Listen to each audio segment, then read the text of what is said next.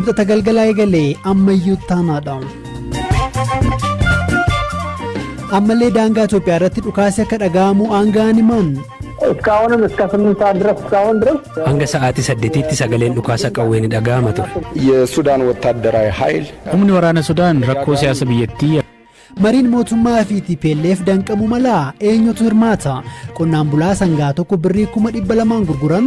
Kuniga horii lafaatuma kiyyaa san lafaatuma isaaniitti gatii saniin ga'e malee biyyummaan naannuma kanatti horiin gatii kana gurguraman jiru kana dur dhibba lamaa sani 50 hin bite. Namoota TPLF boojuu jedhee dhiyeessee maatiin dhugaa miti jechuun komatan dubbifneerra gabaasa kaanis qabna nu waliin tura. Oduu ammee qabna waraanni Sudaan waraana Itoophiyaa daangaa jiru irratti haleellaa banuu BBC'n galgala kana odeeffannoo dabalataa akkuma arganneen isinitti himna. Raayyaan ittisa biyya Itoophiyaa daangaa humnaan waraanni Sudaan qabate jedhee harkaa baasuuf ga'umsa qaba ajaja mootummaa qofan eega jechuun guyyaa irraa ibsee ture. Walitti bu'iinsa torban darbee daangaa irratti mudate hordofe haalli biyyoota lama muddama seeneera. Bakkeewwan Sudaan daangeessan keessaa aanaan lixa Armaacoo tokko haala har'a waaree booda jiru kan gaafanne bulchaan aanichaa obbo Zalaalam Ayyaanaa guyyoota sadan darban eegalee dhukaasni gama Sudaanii adeemaa akka ture BBC'tti himaniiru. እስካሁንም እስከ 8 ሰዓት ድረስ እስካሁን ድረስ hanga sa'aatii 8tti sagaleen dhukaasa qawween dhaga'ama ture. Kuni gama isaaniitiin malee keenyarraan deebiin kennamee hin jiru. Humni keenya obsaan eegaa jira. Erga dhukaasni eegalee irraa guyyaa 3ffaati. Miidhaan lubbuurra ga'ee hin jiru. Ta'us midhaanii fi qabeenya irratti hubaatii geessiseera. Gaafa dilbataa ture Sudaan Itoophiyaan waraana kiyya boojitee ajjeeftee jechuun kan himatte. Deebii Sudaaniif deebisteen Itoophiyaan waraanni ishii badii akka raawwannee garuu milishaa waliin walitti bu'iinsi mudachuu himte akka qoratamus gaafatte. Bulchaan aanaa lixa Armaacoo obbo Zalaalam hidhattoota faannoo fi milishaa waliin waraanni Sudaan torban darbe walitti bu'uu himu. ሱዳን ጋር የተፈጠረው ግጭት ወደ ኢትዮጵያ ድንበር walitti bu'iinsi Sudaan waliin kan jalqabe warri Sudaan daangaa Itoophiyaa cabsanii seenuun qonnaan bultoota irratti haleellaa raawwachuuf yaalii gochaa yeroo turanitti milishaa naannicha turee fi faannoo waliin walitti bu'an. Walitti bu'iinsa kanaan gama keenyaan lubbuun nama tokko darbeera. Kan miidhamanis jiru. Gama isaaniin ammoo namoonni 6 yookaan 7 ta'an du'aniiru. Kanneen du'an keessaa lamleen Sudaanis jiru.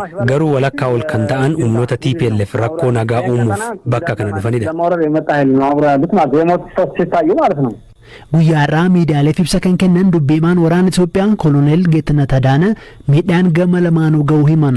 Taatullee ibsa waraanni Sudaan barii waraanni Itoophiyaa raawwatte jedhee faaloo akka ba'u dhaadateef deebii kennaniin waraanni ajaja qofaa eegaa jira jechuun himan. የሱዳን ወታደራዊ ኃይል የሀገሩን ፖለቲካዊ ቀውስና ህዝባዊ ጫና ለማርገብ ወቅት እየጠበቀ humni waraana Sudaan rakkoo siyaasa biyyattii akkasumas dhiibbaa uummata irratti dhufe tasgabbeessuuf yeroo eegee haleellaa raawwata. Waraanni Itoophiyaa garuu deebii osoo hin kennin tureera. Mootummaan tarkaanfii akka fudhannu yoo ajaje garuu sababa gahaa waan qabnuuf ibsa isaanii keessatti akka eeran osoo hin taane ifatti lafa keenya humnaan qabameerraa baasnee daangaa fi birmadummaa Itoophiyaa kabachiisuuf ga'umsa guutuu akka qabnu ibsuu nan barbaada. Ammas carraan rakkoo kana nagaan furuu akka hin xumuramne mootummaan waan amaneef murtee kana kabajnee akkasumas hariiroon uummattoota lamaan gidduu barootaaf ture bu'uura gochuun socho'aa jirra. Nagaa waaraaf jecha taatee dhiyoo raawwate qaamni qoratu yoo jiraate raayyaan ittisa biyyaa Itoophiyaa tumsa gochuuf qophiidha.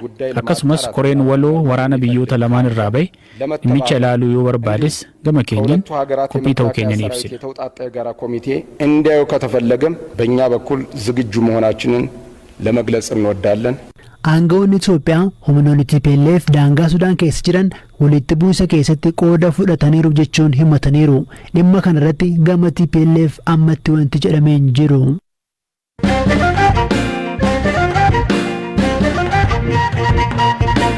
Mootummaan Itoophiyaa humnoota TPLF waliin lolatti jiruu fi shororkeessummaan galmeesse waliin marii taa'uuf aangawoota mootummaa bakka bu'uun jaarsummaa ta'an adda baaseera. Waraanni waggaa fi ji'a torba ol ture lammiilee biyyattii fi biyyattii gama hedduun hube. Murteen kun dhaabii biyya bulchu waraana mariin xumuratu tolchuuf gamtaa Afrikaa jalatti wal ga'uuf erga murteessuusaa ibsee booda dhagahame. Torban lama dura ministeerri muummee Abiy Ahmed paarlaamaa yeroo dhiyaatanitti koreen hundaa'uu ibsanii turan. Kana dura humnoonni TPLF gamtaa Afrikaa osoo hin taane jaarsummaa Keeniyaa irratti hirmaachuu jila akka ergan ibsanii turan. Murtee mootummaa booda garuu waan jedhan hin qabane. Gaazexessaan keenya Beekaa Toomaan dhimmicha hordofaa ture as istuudiyoo jira. Beekaa ulfaadhu mee waa'ee namoota 7 mootummaan filate maal beekna eeyoodha namoonni kun? Tole galatoomii ammayyuu akka walii galaatti namoota torba kana garee kana kan dursanii ministeera muummee itti aanaa fi ministeera haajaalaa Itoophiyaa obbo Dammaqa Makonnin garee kana isaantu dursaa achi keessa ministeerri haqaa Itoophiyaa yookiin abbaa alangaa duraanii Dr. Gedeon Ximootewoos hin jiru. Namni biraa garee kana keessa obbo Tamasgan Xoroonaa hoogganaa eejensii tajaajila nageenya odeeffannoof tika biyyaalessaati. Duraanii pirezidantii naannoo Amaaraa turanii. Eegasii booda gorsaa nageenyaa kan ministeera muummee Abiy turanii. Eegasii booda kan kanatti dhufan. Faffaarratti ambaasaadar Redwaan Hussein jiru. Ambaasaadar Redwaan Hussein bulchiinsa ministeera muummee Abiy dura ture keessatti illee aangoo adda addaa qabaachaa turanii.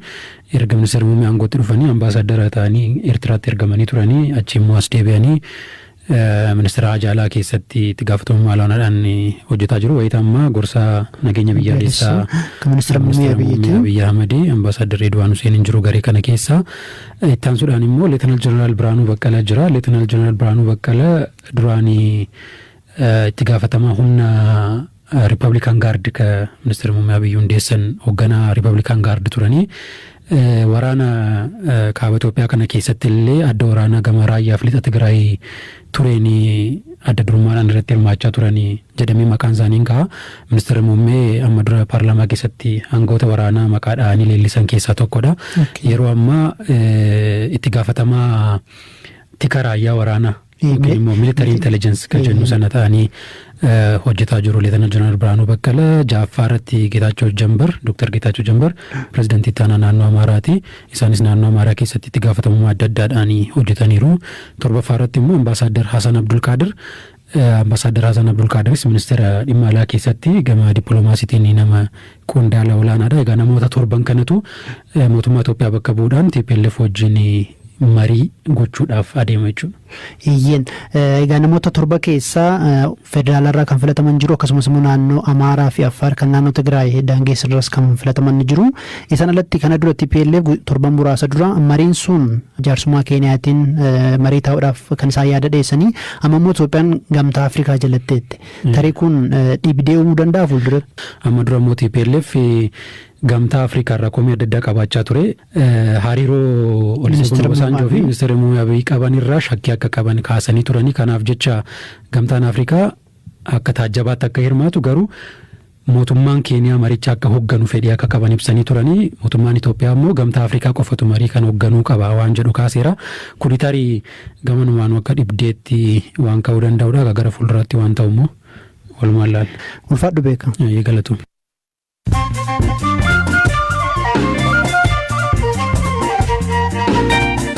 Amma moduun gaggabaabaan sinitti daddabarsa daa'immanii erga qorannoon BBC saaxilee booda Keeniyaan itti hanqaanee jette. Qorannoon sagantaa BBC Afrikaa hojjete ijoolleen qaama miidhamoo ta'an faayidaa ittiin argachuuf jecha bifa qindaa'aa ta'een Taanzaaniyaarraa gara Keeniyaa akka geeffaman bira gahe.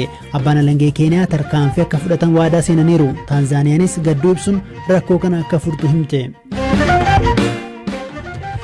Manni murtii Masrii namicha dubartiitti heerumuu didde ajjeesee akka du'aan ajjeefamu murteesse. Muhammad Adeel ani hin ajjeesne jedhee waakkateera. Duuni Neera Ashraaf mufii guddaa uumee ture.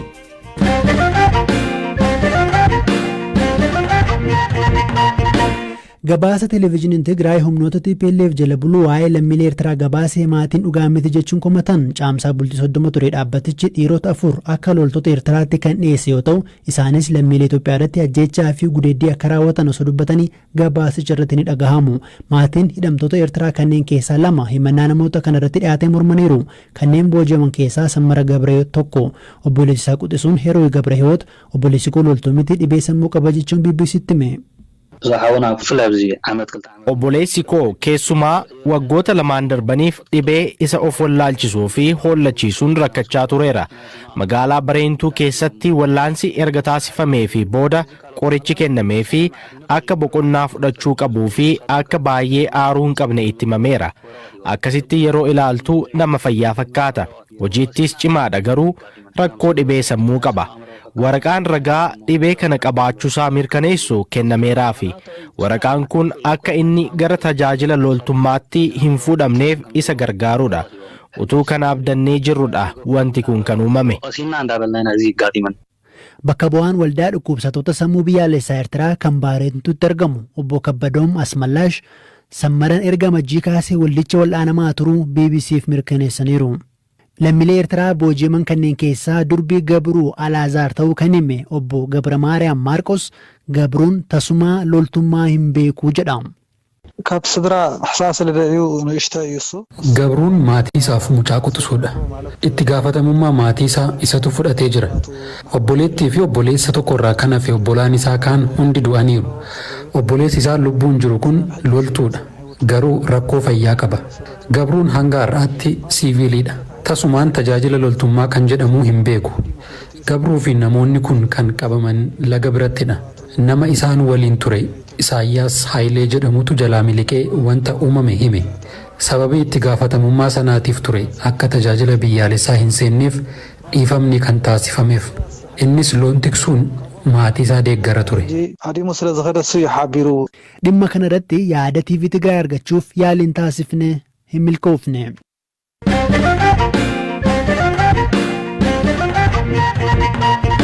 Gatiin sangaa qalmaa gatii lafaa dorgomutti jira fakkaata. Qonnaan bulaan Harargeedhaa dubbifne sangaa lama birrii 300 fi 50 gurguruu himan saruu yeroo ammaa ayyaanni guddaa hin jirreettidha. Obbo Usmaan Huseen godina Harargee lixaa aanaa shanan dhuggoo ganda raayyaa jedhamu keessa jiraatu. Hamzaa Huseentu dubbise.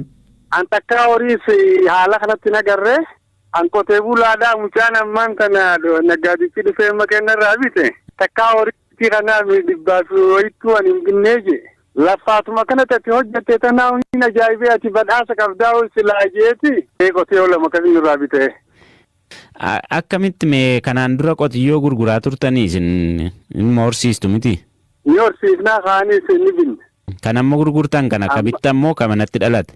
Ni binne kan. Ka 200 sani 50 hin bite. Ka 150 san 40 hin bite. Turtanii erga bittanii? Maskarame. Ayyee akkamitti mee akka kana gatii akka kana kan baasu irra isinii ga'uu danda'e maal gootaniiti? Hojjetaan lidaatiif hin haraashin bu'aa baay'ee fiddi. Haa sun bakka jennaan dhiifne. Marfees bultii 15tti tajaajila goonaaf. Ogeessi saayinsiitiin dhufee laalaa qoonqoo ayinataa irra kanneen boruun kan nuuf irraa jijjiira. Midhaan kana of coddaayineeti boqqolloo dhuubee kashuuroo marqaatitti waan goonee qabbaneessine kanninaaf. Kanaan dura sangoota yeroo gurguraa turtan hagam faatti gurguraa turtan? Yeroo dursoodhaa garshii 40,000 amma jireenyi kun gatiin ammaa arraafi barreen gaddaa gatiin adda gaafas gatiin olaanaadha. Tokkoniin bitee 80,000 hin gurgure. Horiin gaheen jireenyillee dabalee jira. Kuni horiin lafaatuma kiyyaa lafaatuma isaaniitti gatii saniin ga'e malee. Sangoonni maa'uuni ciisaa hin jiru mana sanii dhibbaa uwwaseen ni takkata. Bulchiinsi godinaa fi aanaa isaanii akka isaan jajjabeessanii fi hojii isaanii kanaaf isaan badhaasuuf akka karoorfatanis obbo Usmaan himaniiru. Daldalaan sangaa kana bitan obbo Siisaa Zannabaa jedhamu. Akka BBCtti himanitti kana dura gatii ammasiin sangaa bitan hin beekanii. Garuu sangaa obbo Usmaan argachuun ni cimaa jechuun dubbatu. Qotiyyoo san gurbaan Usmaan jaboo laffee haaluma lifaatii isaatiif nyaachisaa isaa sallaaleetiin bakka akka hirmaan bite malee horiin gatii saniif baasee bitaman jiru. Horiin akkasitti itti laffaamees garuu akka naannoo keenyaa kanatti hin jiru. Anillee bu'aan irraa harkaddellee qabu akkanattiin bite gaafa horii kana jee bakka dambanyaa akkasin irraa fuudhan gatumaan itti bite sanittiin gurgure achittis. Amma yeroo ayyaanan ta'in gaa horii amma 60, 70, 80 akkana yeroo ayyaanaa gaa sadarkaa horii murteessaa horii akkas abbaan itti laffe hanga 150 akkana bakka ni gurguddaan qotiyyoo gurguddaan akka qotiyyoo Usmaan irraa biteessan. Sagantaa BBC Afaan Oromoo kibxata galgalaa caqasaa jirtu sagantaan keenya